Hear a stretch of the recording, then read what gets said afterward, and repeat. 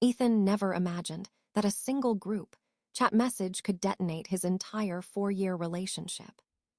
He opened his phone expecting a funny meme, but instead saw his girlfriend Lily mocking his proposal, calling it cringe, laughing at the ring, and admitting she only said yes to keep benefiting from his gifts. She typed everything so casually, not realizing Ethan was still in the group chat. For a full minute, he just stared, frozen, rereading every word as the truth unraveled in front of him. The romantic night he spent months planning suddenly felt like a setup, a performance she never intended to cherish. And in that moment, surrounded by silence and the glow of his phone screen, Ethan understood one thing with absolute clarity. This wasn't just a mistake. It was the beginning of the end, and the start of a truth he could no longer ignore. Ethan had spent months crafting the perfect proposal, pouring every spare minute and every ounce of emotion into something he hoped Lily would remember for the rest of her life. He chose a quiet garden lit with warm fairy lights, a place that reminded them of their first weekend getaway together, and rehearsed the speech he wanted to say until he could recite it in his sleep. He saved for the ring, not because he believed price defined love, but because he wanted Lily to have something she could feel proud wearing for decades. On the night of the proposal, Lily gasped, covered her mouth, and cried just enough for the moment to look heartfelt. She said yes without hesitation, threw her arms around him, and immediately asked for pictures so she could post them online. Friends congratulated them, relatives flooded their phones with messages, and for a brief moment Ethan believed he was stepping into a beautiful new chapter. But that illusion shattered only hours later, when he saw the group chat message that would rewrite everything he thought he knew. Lily didn't hold back in her private conversation with her friends. She described the proposal as awkward and over the top. She mocked the speech he had practiced so carefully and joked that the whole setup felt like a low-budget movie scene. Then came the words that cut the deepest. She admitted she only said yes because the ring was expensive enough to be worth it, and she wasn't ready to give up the steady stream of gifts, support, and financial stability Ethan provided. She said she planned to stretch the engagement as long as possible to milk the perks before deciding what to do next.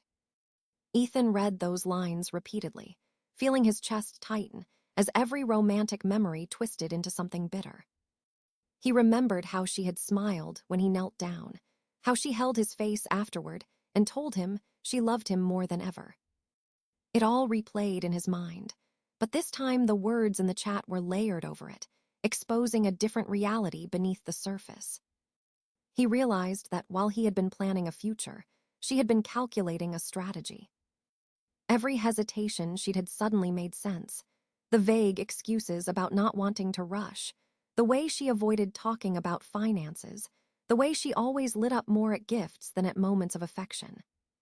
Ethan felt the shock give way to a hollow numbness. It wasn't just betrayal. It was the realization that he had never truly been seen as a partner, but as a resource. He sat there in silence, the excitement of earlier now replaced with a heavy, suffocating clarity. The proposal that was supposed to mark a new beginning had instead revealed the truth he had been missing for years. And as the night stretched on, Ethan understood that nothing about their relationship had ever been what he believed it to be. Ethan didn't wait until morning to confront what he had seen. His hands were still shaking when he typed into the group chat, tagging Lily directly, so there was no chance she could pretend she missed it. He copied her messages one by one and pasted them back into the chat, asking her if this was truly how she felt about him, about their engagement, about the life they were supposed to be building together. The typing bubble appeared instantly, then vanished, then appeared again, like she was scrambling to find an excuse. But Ethan didn't need excuses. He told her the engagement was over, effective immediately, and that she could collect her belongings the next day. Before leaving the chat, he forwarded every screenshot to Lily's mother, who had already begun putting down deposits for the wedding, excited to finally see her daughter settle into something stable. He didn't do it out of spite, but out of honesty, believing her mother deserved to know what was happening before she invested more money into something built on lies. Lily didn't stay quiet for long. Within 48 hours, she was back online posting long paragraphs about how Ethan had emotionally manipulated her throughout the relationship. She painted herself as someone blindsided, heartbroken, and abandoned with nowhere to go. Friends who didn't know the truth rushed to comfort her, flooding her comments with sympathy and outrage. Ethan watched the posts roll in with a sense of disbelief, not anger. He had expected denial, maybe blame shifting, but not a complete reinvention of reality. She claimed she had been kicked out with no warning, that Ethan had thrown her belongings into boxes as an act of cruelty, and that she had endured years of emotional neglect.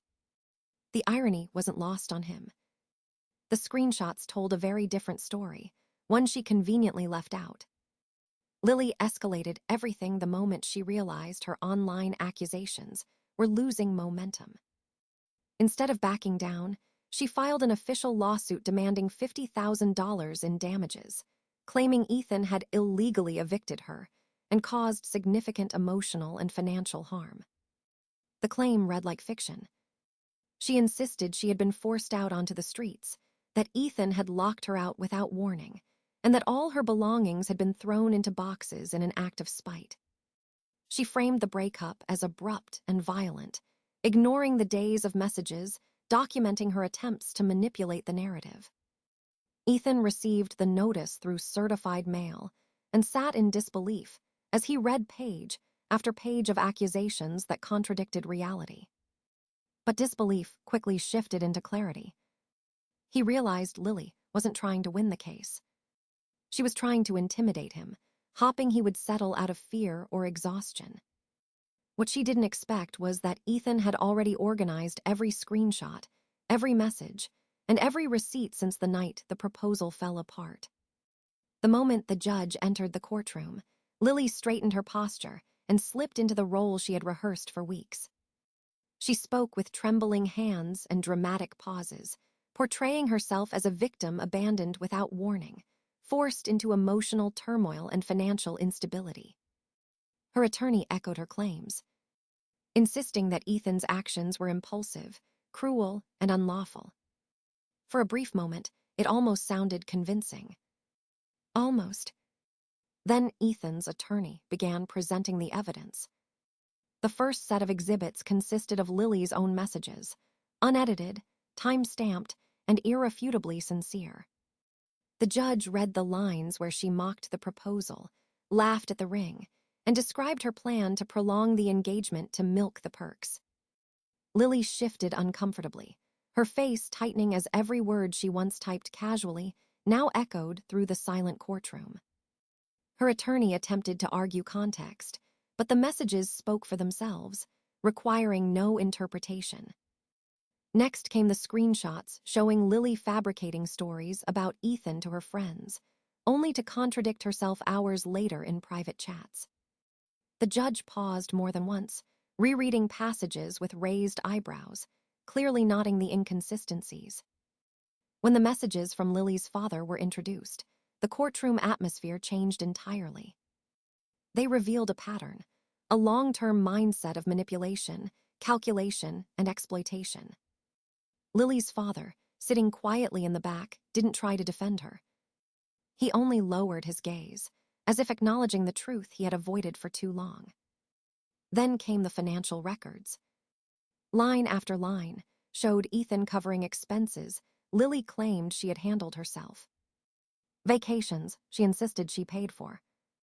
Medical bills she said she never asked help with. Monthly contributions she told the court were shared. Every piece was documented, dated, and verified.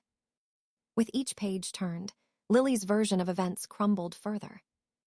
Lily attempted to interject, insisting the messages were taken out of context, that she had been joking, that Ethan was twisting everything. But the judge cut her off sharply, reminding her that emotional outbursts would not change written evidence. Her composure began to crack. Her breathing quickened.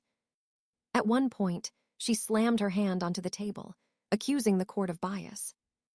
Her attorney tried to calm her, but she was too far gone, unraveling in real time. When it was Ethan's turn to speak, he remained steady. He didn't attack her character. He didn't raise his voice. He simply explained the timeline, described how he discovered the messages, and emphasized that he had never once retaliated publicly despite her accusations. His calmness contrasted sharply with Lily's escalating panic. By the time closing statements were delivered, the outcome was clear.